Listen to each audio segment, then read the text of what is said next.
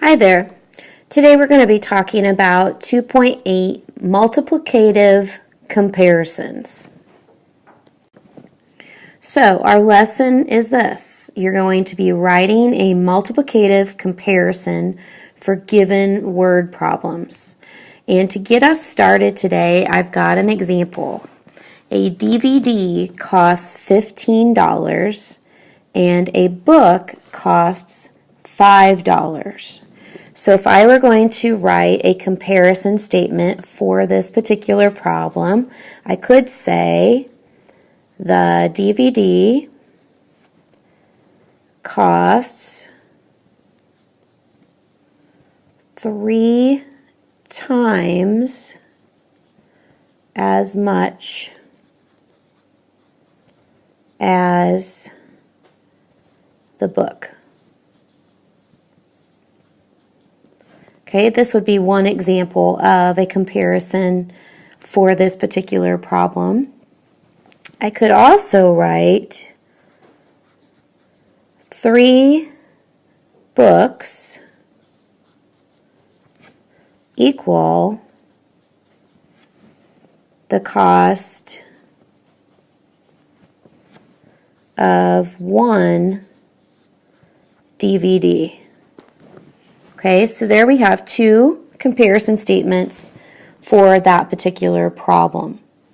Now we can use equations to show the relationships between 2 quantities.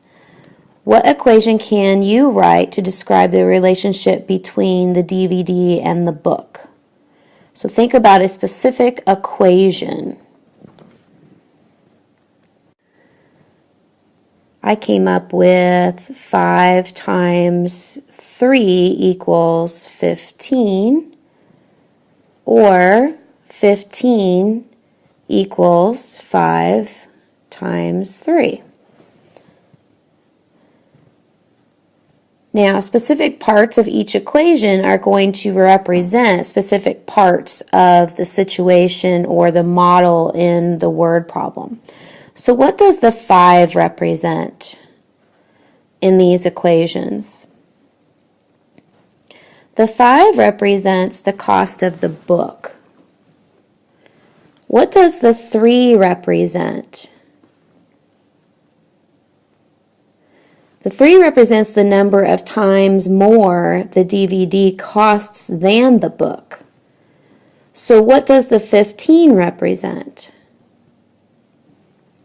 The 15 represents the cost of the DVD.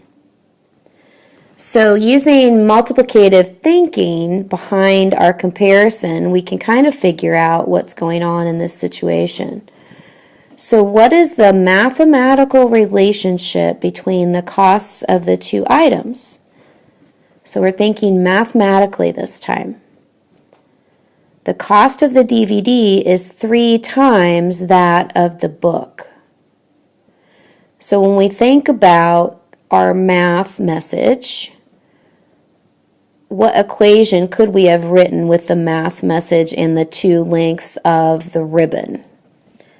We could have written something like 8 times 2 equals 16, or we could have written 16 equals 2 times 8, because remember, one ribbon was 8 centimeters and the other was 16 centimeters. So let's take a look at this problem. Scarlett has 7 crayons in her pencil box. Liam has 4 times as many crayons as Scarlett. How many crayons does Liam have? So if we're trying to figure out how many crayons Liam has, there's a couple of different ways that we could go about this. We could draw an array and of course put our 7, 1, 2, 3, 4, 5, 6, 7, and we're going to do that 4 times.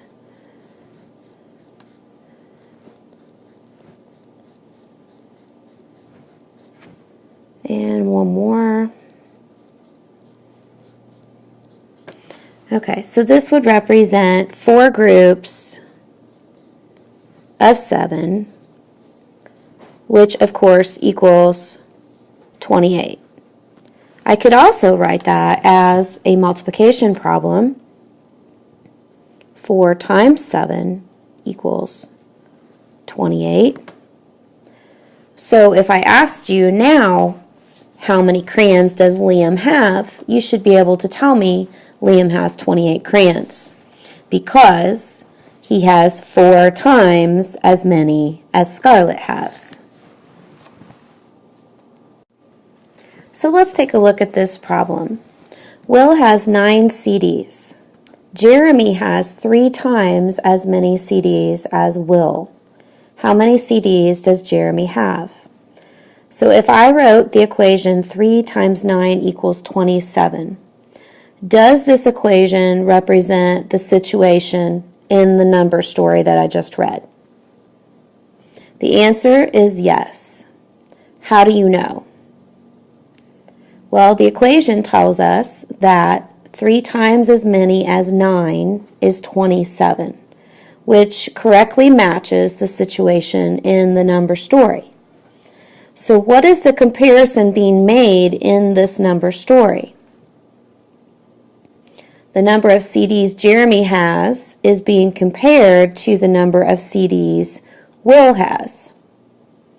How do you know that one quantity in this equation is a number of times as many as another quantity in this equation?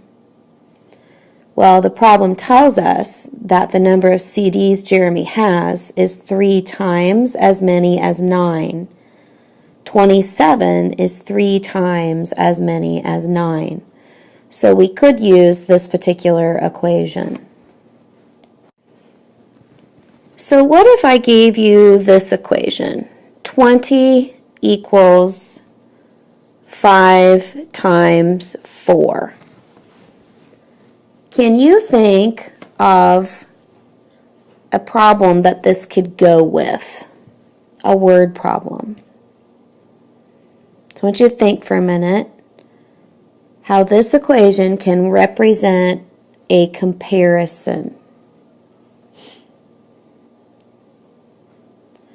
So I could say 20 is 5 times as much as what number? Would that work? Yes, and the answer would be 4. I could say 20 is 4 times as much as what number? And you would say, hopefully 5. So we can say that 20 is 4 times as much as 5, or 20 is 5 times as much as 4. So what comparison number story can you create to match this equation? I'll leave that up to you.